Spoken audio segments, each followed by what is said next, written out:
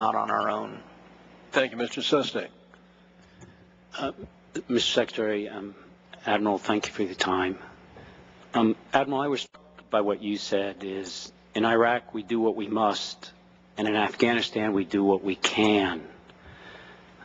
You know better than anyone else that Afghanistan is where it all began, as you were in the Pentagon that day, that the Pentagon and the Twin Towers were struck from Taliban protecting al-Qaeda in ungoverned areas.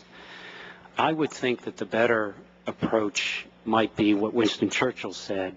Sometimes it's not enough to do our best. Sometimes we have to do what's required.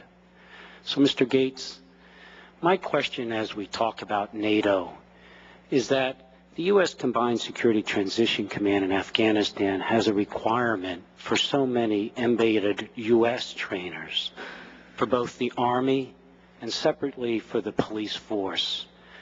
But U.S. forces are only meeting 44% of the required U.S. commitment to that for the Army and 34% of that for the police. That adds up to approximately 3,500 troops that we have not met our commitment to in the embedment of trainers and mentors. How can we point at NATO if we haven't done what's required? Well, I think the fact that we have half the forces in Afghanistan and are significant enablers in terms of helicopters and various other capabilities has had the appropriate influence on the attitudes of our allies.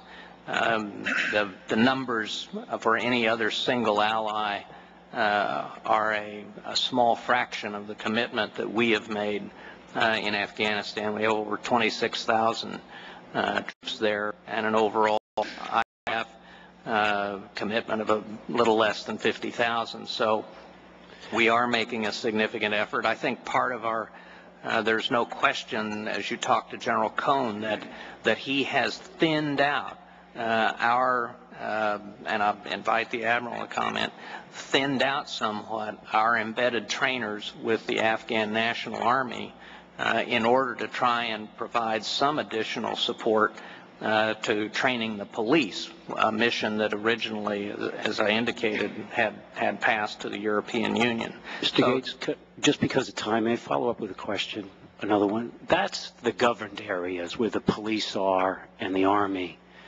I guess actually I'm almost more concerned about the ungoverned areas. That's where the al-Qaeda struck us. I understand there's al-Qaeda in Iraq, but our intelligence community tells us they don't plan attacks against the U.S. homeland. They do, those al-Qaeda that live in either Pakistan or Afghanistan. The concern, sir, is that having been on the ground in Afghanistan, as you know, Admiral, short about this time, a little later, right after we struck Afghanistan, having brought my battle group back, and then going on the ground again 18 months later, seeing what we needed to be doing, and seeing now that once again al-Qaeda has safe havens in Pakistan, yes, but General Eikenberry said it well, where the road ends, the Taliban begin. The ungoverned regions. We actually have to make sure that we don't have another sanctuary to where we sit here a year or two from now when we say, could have we done more, the United States? My concern with NATO, the Germans, the Spanish, the Italians don't send any troops to the south except for 250 troops by Germany.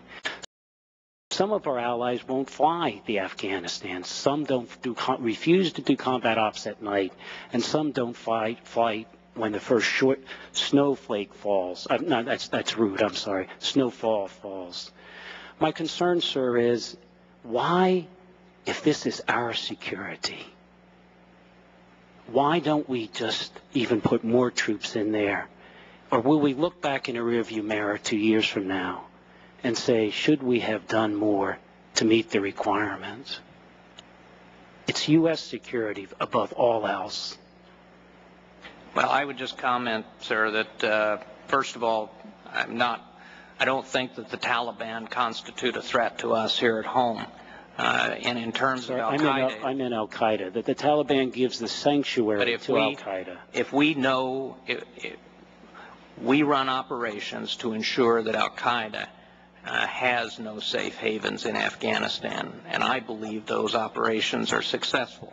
We are working with the Pakistanis, and we are concerned, and we are watching in terms of what Al-Qaeda is doing on the Pakistani side of the border. But I would submit to you, sir, that overall we would not be looking at adding significant numbers of U.S. forces to run operations to do conventional military operations on the Pakistani side of the border. That's the area we do need to be concerned about Al-Qaeda training and reconstituting itself. And it's one area, as I've suggested before in the hearing, where first we need to see if we can get the Pakistanis to take it on, then to work with the Pakistanis to improve their capabilities or do things together, and then we need to be able to act unilaterally if we have to make sure they don't come back at us again. Thank you very much.